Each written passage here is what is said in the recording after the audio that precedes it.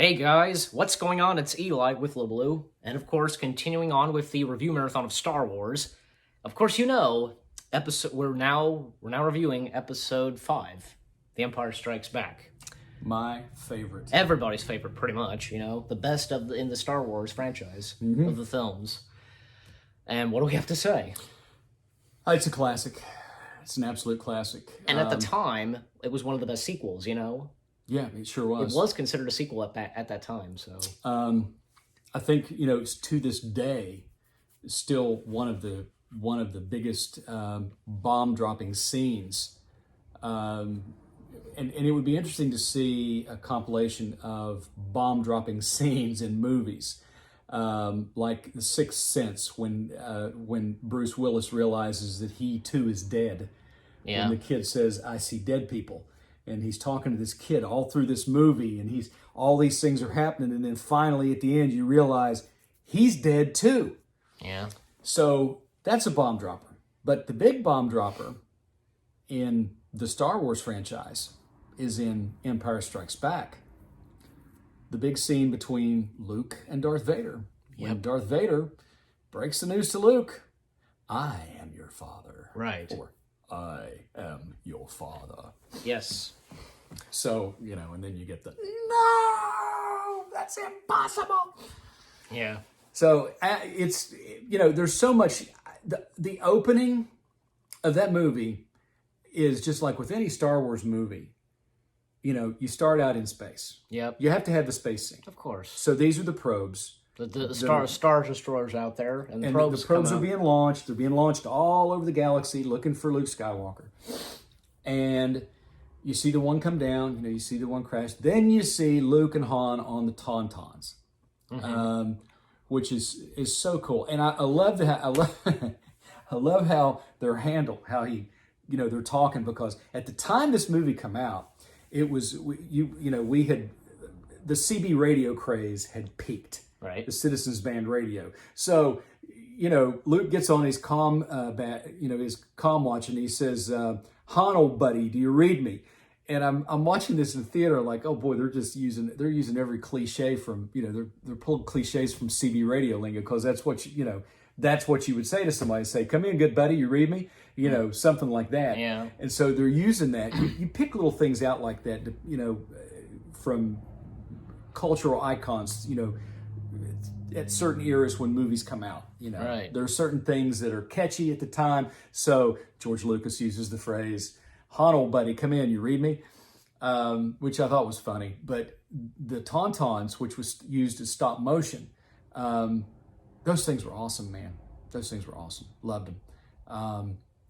Like a the Tauntauns cross between a llama and a kangaroo, I guess. It doesn't hop, but it stands. I think actually it was the inspiration for the Tauntauns came from Ralph Bakshi's Wizards. It was like horse creatures, Yeah, I know exactly which ones you're talking about. If you're showing that comparison behind us here, there is a similarity in their faces. You said it, and I'll see what I can do. Yeah, there's a similarity in their faces. I rarely do something like that for reviews. But the Tauntaun, for the green screen. But the Tauntaun is absolutely, I think, one of the best creatures in Star Wars. I hope that they use them again at some point. Yeah, and especially seeing Hoth, Yeah, Hoth, but I mean, do they necessarily have to be a cold weather planet creature? I mean, can't they be transplanted? Can't they be, can't we run into these things on, with The Mandalorian, or with the Book of Boba Fett, right. or Ahsoka, or Obi-Wan, any of these shows that are coming out, these Star Wars series that are coming out? You never know. Surely Jon Favreau or Dave Filoni is a fan of the Tauntaun. They have to be a fan of The Empire Strikes Back. I do remember that when after The Empire Strikes Back came out, and it had been on the big screen, and it came to HBO. Everything came to HBO after it left the theaters.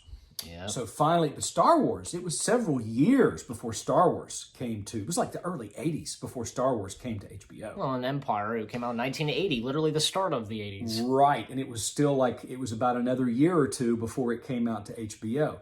So had it on HBO, watching it, and I had the beginning of it, and I recorded it on VHS back when we had VHS. And Yep. and my dad walks through, and he just happens to look down at the screen, and he sees this Tauntaun running across the screen, and my dad, ex-Marine, football coach, Yep. state legislature, he just looks at the screen, just shakes his head and laughs and walks on. He was not impressed. But you had to be impressed with the special effects and the things that went into it, because anything that Star Wars, it sucked you into it. Any of the movies would suck you into it and make you believe it. And another thing is the Wampas, and one Absolutely. scene where Luke cuts the Wampa's arm off. Yes. I kind of heard this, and Mark Hamill was kind of disappointed of that, Wampa. Yep. So did you get what I said? Mark Hamill didn't like that Luke cut the Wampa's arm off, that Luke would never do that. No, but Well, I think he had to do what he had to do to Luke- survive, because he was going to be dinner. Yeah, that's true. He was going to be a banquet frozen dinner, because that thing had. And remember this, that we saw Empire in theaters Yes. for its 40th anniversary? Yes. And I did a vlog on that. Go Yes. check it out. In fact, we noticed this, that it's audio, for one thing. There were a few things that we never heard and we did hear for the first time. Yeah. I think I Like remember that. that whole scene, that sequence when Ben first appears, Yes. and Luke is like saying Ben, but we hear him say Ben again right before Han shows up. Mm-hmm. I never heard him say Ben twice. No, but there's certain edits they'll do in movies for continuity and things, and that was one thing I guess they put back in there that they thought was relevant. So Yeah, and because, hey, for it being on the big screen again. sure. In fact, I can't remember what it was. There was one part where we couldn't hear one of the characters say something, I don't know. I can't remember what it was. I just remember it. Well, there was the one thing that always bothered me about Empire Strikes Back, and Oh, boy. when it first came out, it's a little thing, but it was a technical issue that they fixed when it was re-released. Yes. Echo 3, not Echo 3, Rogue 2, when Rogue 2 is flying along the surface, and Rogue 2 used to be hanging in this room, but it's not anymore. Yeah. Rogue 2, as it's flying, you see a view of the cockpit from behind the pilot looking out. Right. Well, when that originally came out, you could literally see the sky through the control panel. It was translucent. They didn't get it right. And if I've got the old VHS of it, you can go on there and watch it, and you can see it. I mean, you can see the sky through the cockpit dashboard, if you will, control panel. Right. But when it was re-released, they fixed it. And I noticed it first thing when I saw it. I went, yes, they finally fixed Of course that. they would, yeah. So I was really happy that they did that. There was a lot of improvements made with when they, did what they did with the, when George Lucas went back in and did the things he wanted to be Special able to do that he couldn't edition, do the then. special edition in 1997, because that's what George wanted to see. Exactly. Yeah, that's what he envisioned. But, at that time, ILM, they weren't quite there yet. Nope. No. They did a good job, but they just weren't quite there. And people, and I guess, people complained about the changes and such, And it's like, oh my gosh, have you not heard what George said? It's what he wanted to see. Yeah. How hard is that? Yeah, we're getting to episode 6, so Yes. I'll abstain from saying anything about that right now. I know what you're talking about. But also, the big, Hoth battle was epic as well. Hoth battle was awesome. The Totally Walker, awesome. the AT-ATs That in stop motion. the way I've got the shirt on. right, and the way it was shot. Of course, because Empire and the ATs. When the rebel soldiers are out on, they're in the trenches and they're waiting, and they've got the binoculars and they're watching across this this tundra of ice on Hoth, and they're looking and they're waiting. You get this sense of the dread and the weight, because they know they're getting ready to go into battle. Correct. So they're waiting for the enemy, and finally they come, and it's a pretty gruesome battle. Right. And actually, I kind of read this, that at that time, when they were filming it, and the part, as the Walker was coming down crushing Luke's snowspeeder, it was at that time, I guess, when, his wife was going to Mark's wife was going to give birth to their child, their son, so, Also, proceeding on with the film, because like the whole throughout the rest of the film, because Luke on Dagobah, and we get the first appearance of Yoda. Yeah, yeah. And that version of Yoda was the absolute best. Yeah. Yoda was, Yoda is awesome. Yes. One of the powerful Jedi and such. Yeah, one of the most powerful Jedi masters ever. Yep. Not quite as powerful as Anakin, as far as his midichlorian count goes. Yeah. But he was wiser and more powerful. Right. And also, besides that, we also, because, the Falcon, Han, Leia, Chewie, and 3PO being hunted down by the Empire, end up in, like, a cave and such, but, one of those, like, creatures, I don't know what they're called, that's not a cave. Mynoct. Mynoct, yeah. That, and, also, because, they proceed on to Cloud City, we get the introduction of Lando. Yeah, which Lando was cool. He was kind of suave and debonair. Yeah. Kind of a cool character. Yeah. You think that he's turned into a bad guy. He turns out to be a bad guy, but he really doesn't, because he's pretty much compromised. He does what he has to do. He didn't have a choice. Yeah, that's what he says. He had no choice. He had no choice but to do what he did, and he turns out to be a good guy in the end. Yeah. But what was the choice he had? Like, he had no choice of, because the Empire. The Empire arrived before Han and Leia and Chewie and the droids did. So it's like they had control of him, and they had control of him. They had control of his installation. They had control of everything. Right. He wanted him out. But there's of there. nothing that he could have done. Right. There's nothing he could do about it. There's an argument that can be made, because in Episode 5, when Luke is being trained by Yoda, Luke does ask Yoda. He says, "Is the dark side stronger?" And Yoda says, "No, it is not stronger." Yeah. Well, but how will I know the good side from the bad? You will know when you're calm, at least, exactly. So the argument can be made that when Anakin was seduced by the dark side and turned to the dark side and became Darth Vader, the argument can be made that his powers were actually weakened when he turned to the dark side. Right. He became a powerful Sith Lord, yes. The Dark Lord of the Sith. But the light side, we know, is more powerful than the dark side. And and consider this. Obi-Wan defeated Anakin. Yeah. He could have finished him off, but he didn't. Yep. He thought he was going to die, so he left him there to die. Yeah. And, technically should have finished him off. Yeah. A lot of things would have changed had he done that. Yeah. But we wouldn't have the stories we have, so. Correct. The argument can be made that when Anakin turned to the dark side, he became weaker. Correct. And also because, a lot of the film itself gives a lot to Vader, Yes. And also the appearance of Palpatine was changed, Yeah, which I'm glad it was. Yep. He looks weird in the original.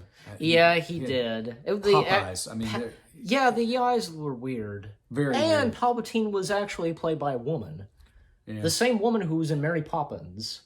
Oh, that is weird. Is that part in the opening, and Bert says, "Dear Miss whatever." That's her. So that's weird. And the voice of Palpatine, I forget what his name is, but he's a good actor, British actor. But Ian McDiarmid, no, he is Palpatine. Yeah, he is, no question about it. Yep. And a bit of with its dialogue, and also one bit of line from Vader that's new. It's like Vader says, I remember, because Vader says, "How is that possible?" Mm-hmm. That's a new line. And also proceeding on, because this is where Han, he gets carbonite. Yeah, frozen in carbonite. He gets frozen in carbonite. And also the bounty hunters in this, and with the very cool. the appearance of Boba Fett.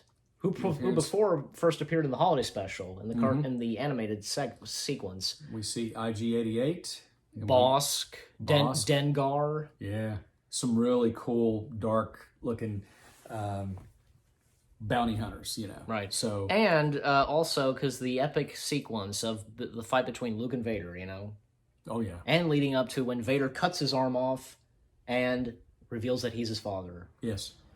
Yep. And also, because another scene is like, where, Luke does escape, but, he's dangling literally from the bottom of Cloud City, mm-hmm. and he reaches out, reaching out to Leia, And it's kind of teased that, Leia has a bit of Force in her or something. Yeah. Yeah, we see that. How did you react to that? Like when you... It was, at first, I was kind of like, we didn't know that Leia was his sister.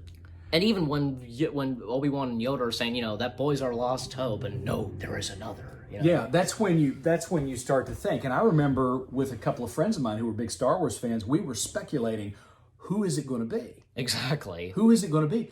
I don't think anybody ever said Leia. Luke has another sibling. Yeah, so. I don't think anybody ever said Leia. Expected Leia. Or expected Leia, yeah, right. So we were all speculating, who is it going to be? And this was right before Return of the Jedi came out. Correct, yeah. So, but once we see that, even before in Empire, you just think that Luke has a way of using telepathy, using the Force to use telepathy to reach Leia. Right. But it's actually the fact that they're connected through the Force. Exactly. Also, because even in this movie, the Empire almost wins, Yes. But of course but the good guys, of course, they win, they do escape. Right. And, a bit of a moment where they're in space and Vader reaches out to Luke, Mm-hmm. And even Luke trying to reach out to Ben and saying, "Why didn't you tell me?" Yeah. And that isn't until Return of the Jedi, which we will get to. And, when they do escape, because Vader, he just calmly I forget what it is, but he just, it just calmly walks off, when they escape in hyperspace. Yeah, I agree. Yep. It's you see... Yeah, because throughout the film, the Falcon was having trouble with its hyperdrive. Exactly. Yeah, but what were you saying? You see, you're waiting, Admiral, the Admiral of the... Admiral Piet, I forget how you say his name, but, him. I think so, yeah. Yeah. He becomes Admiral because after the last Admiral, who kind of screwed up, Yeah, majorly screwed up. Yeah. And dies for it. Vader doesn't use his hand or anything, he's just doing it in his head, and you are in command now, But you can see the look of dread on his face. He thinks he's dead. He thinks Vader's going to kill him because he said, did your men disconnect the hyperdrive from the Millennium Falcon? And he said, yes, my lord. He was certain of it. And they did. But fortunately, R2 found out through the computer network that they had disengaged it. Correct. So he was able to repair it, which is something Vader had not taken into account, obviously. Right. The ingenuity of a astromech droid. So in the end, it was, they get away. Yep. Luke gets a new hand. Yep. And Lando and Chewie, they proceed on to Tatooine because, it is mentioned in Empire, Vader lets Boba Fett take Captain Solo to Jabba the Hutt's palace. Yeah.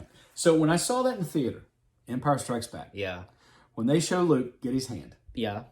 And they show that. And there's another thing, but you continue because there's one thing I want to mention about the whole "I'm your father." But you go ahead. They show the med droid, working on his hand, and he pricks it. He's out. You do hear and he turns it over, and you see the mechanism moving inside and everything.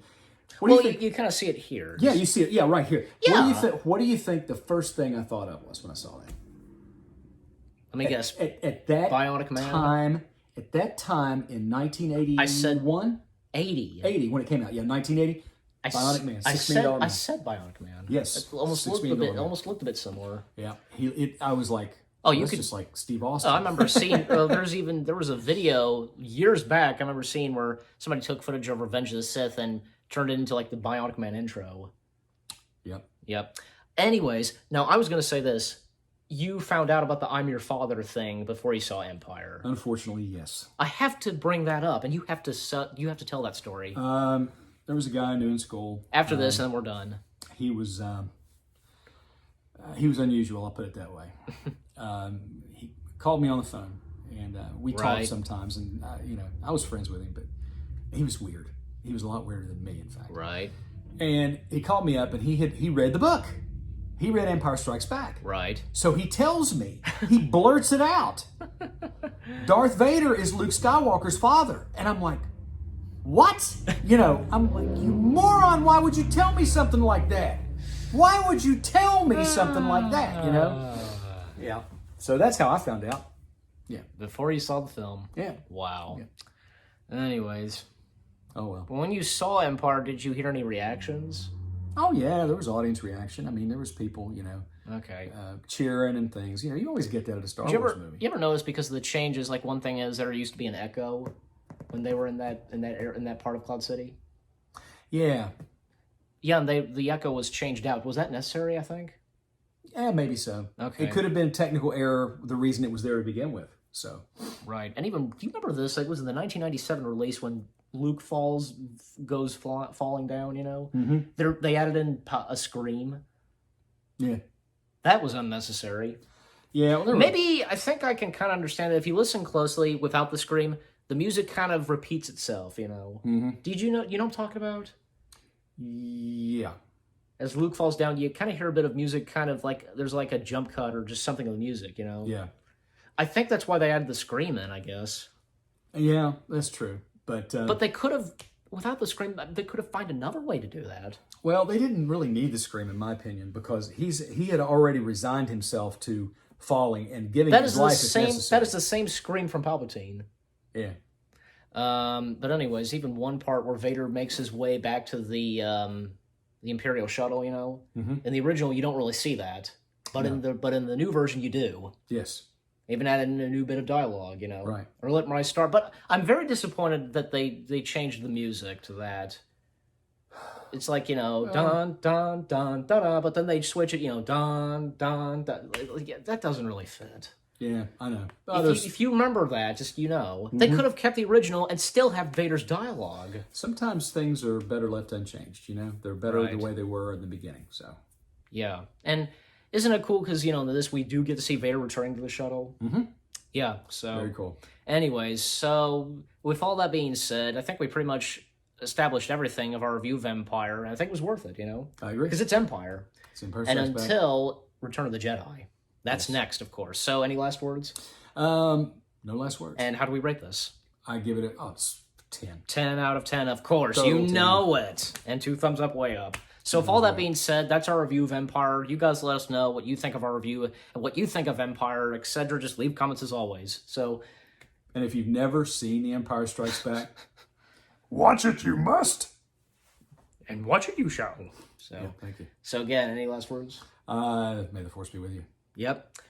And for me, we hope you enjoyed our review of Empire. Next up, episode 6. And we'll see you guys in the next video /review. Take care, peace out, and may the Force be with you.